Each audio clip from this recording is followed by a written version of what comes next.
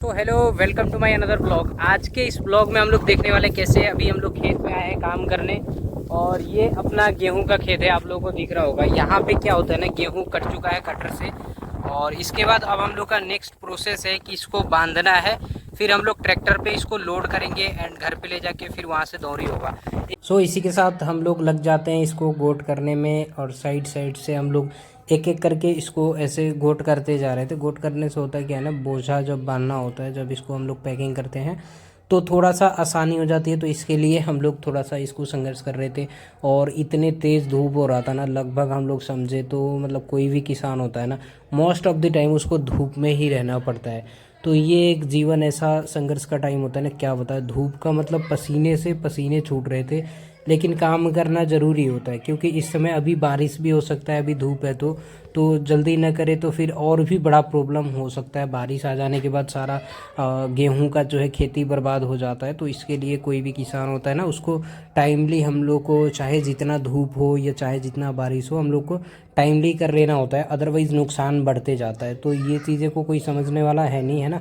अभी एक किसान के यहाँ ना काम करना इतना आसान होता नहीं है एक्चुअली। जितना हम लोग को देखने में लगता है ना कि आसानी से हम लोग को भोजन मिल जाता है, लेकिन वो चीज़ करने के लिए ना, आटा निकालने के लिए, चावल निकालने के लिए कितना संघर्ष लगता है, एक किसान कितना मेहनत करता है, फिर ये आप लोग के पास पहुंचता है, ये किसी को नहीं समझ में आएगा। काफ़ी मशीन भी आ गई है, जिस मशीन के यूज से बहुत ही काम आसान हो गया है। फिर भी ये कार्य जो है, मशीन सभी कार्य नहीं कर सकती। अगर आपके पास कृषि है, गाय है ना, कोई भी अगर जानवर आप रखे हैं तो उसके लिए भूसा वगैरह का भी व्यवस्था करना होता है। तो ये सब करना ही पड़ता है और इसके लिए टाइम देना ही पड़ता है। अगर टाइम हम लोग देते हैं तो भाई आपको पता है, एक जगह फ़ायदा देखेंगे तो कहीं ना कहीं नुकसान भी होना ही है। तो ये चीज़ें हैं। बाकी मेहनत तो लगता है भाई किसान के कार्य में। और आप लोगों को मैं बताया अभी पर कैपिटा इनकम के बारे में, कितना कम है किसान का। इंडियन किसान कैसे बढ़ेगा, है ना। कितने लोग ऐसे होंगे ना जो इस वीडियो को सो के देख रहे होंगे, बैठ के देख रहे होंगे, घर में होंगे और इजीली देख पा रहे होंगे, जो ये काम कभी किए नहीं होंगे। कितने लोग होंगे जिसके पास भी यही काम करना होता है, जो यही काम करके अभी तक आगे बढ़ रहे होंगे। तो सब लोग के साथ एक ही सीन होता है ना कि भाई देखिए, अगर आप आराम कर रहे हैं तो एक बार ज़रूर ही कृषि का जीवन जी लीजिए। अगर आपका कृषि का जीवन है ना, तो आप समझ सकते हैं कितना कठिन होता है।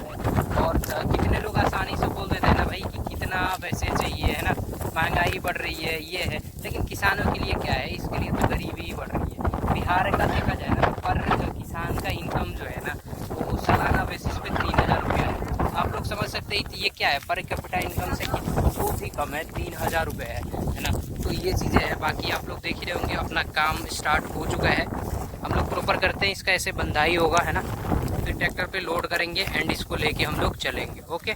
और स्पेशली बिहार में तो इस चीज़ के लेके बहुत ही बदतर स्थिति है, इतना बदतर कि क्या ही बताया जाए। फिर भी लोग अपना खेती छोड़ते नहीं है क्योंकि धरती को माता मानते हैं, है ना, हमारे यहाँ लोग। तो इसकी वजह से खेती को कार्य ये भी करना ज़रूरी है ना। अनाज का हम लोग नुकसान नहीं कर सकते क्योंकि इसी से पेट भरता है।